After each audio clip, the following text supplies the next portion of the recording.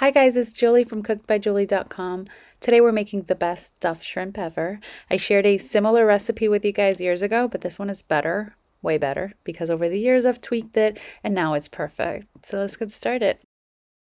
The first thing you want to do is saute some green and red bell peppers in a little olive oil. Season lightly with salt and pepper and cook over medium-high heat for a couple of minutes or until they soften a bit, and then set it aside. To a big bowl, you want to add some mayo, that's a must. Dijon mustard, Old Bay seasoning, also a must. Worcestershire sauce, an egg, and some crushed Ritz crackers. So ever since I watched a show where a lady added Ritz to her meatloaf, I've been doing the same to everything that requires breadcrumbs or saltine crackers. Ritz crackers just taste so much better.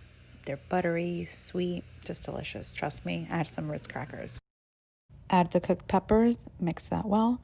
You want to use real crab meat for this. Use lump crab meat if your budget allows for it, but do keep in mind that this is a restaurant quality meal.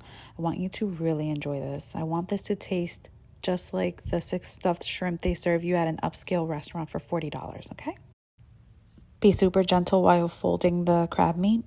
Do not break it up. Make sure to mix well because the wet ingredients tend to stay at the bottom of the bowl. It may seem like it won't be enough at first, but trust me, it's more than enough. Almost forgot a very important ingredient. I always add fresh, ripe lemon juice to seafood. You don't have to, but I highly recommend it. And now you want to butterfly the shrimp. Simply cut into the shrimp back using a knife, cutting deep into the shrimp but not all the way. The shrimp should be cut from the head to the tail. I highly recommend using jumbo shrimp for this recipe. I feel like I could have used bigger shrimp myself, but definitely use the biggest you can find at your market. Leave the tails on. It will make the shrimp appear larger, and it's just traditional to serve stuffed shrimp with the tails on, but your kitchen, your rules. Season the shrimp with salt and pepper, and then you want to take a tablespoon or a mini melon ball scoop and add about 1 tablespoon of crab filling to each shrimp. And if you have any crab meat left over, just make some crab cakes. So if you follow this recipe to a T, I guarantee you that you will have the most amazing meal ever. To get the complete recipe along with written instructions and more recipe tips, go on over to my website, cookedbyjulie.com. I should also mention that this recipe has been on my website for about 2 weeks now. I post new recipes on my website all the time, so make sure to sign up to my newsletter. It's free. And as you can see, you can either stuff the shrimp super quickly and be a bit messy, or you can roll the crab meat into little balls. For me, it depends on the occasion, to be honest. If it's just for me and a really close family member, then sloppy it is. If I'm entertaining or sharing on the blog, then I like to take my time. Go ahead and brush the shrimp with some melted butter and then place it in the oven. I like to get started on the sauce when the shrimp have about 5 minutes left in the oven, only because the longer the sauce sits, the thicker it gets, and you don't want the sauce to thicken too much.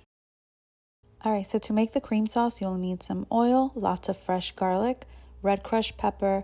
Let the garlic cook until fragrant, and then you want to add some heavy cream, some Cajun seasoning. I do have a Cajun seasoning recipe on my website, but if you don't feel like making it, just add salt and about 1 teaspoon of paprika. The paprika will add nice color to your cream sauce. Let the sauce thicken for a couple of minutes, and this sauce is simple but super delicious. Do you have to make it? No, but I think it adds so much to the dish, especially if you plan on serving the shrimp with plain white rice. You need some type of sauce. I hope you guys give this amazing meal a try. It was ridiculously good. Serve this as an appetizer, a side with some steak, a main entree. Serve this however you want, but just make sure you make it. Let me know if you guys do make this. Tag me on Instagram, leave a comment, whatever you want to do. I hope you guys enjoyed this recipe as much as I do, and I want to thank you guys so much for watching.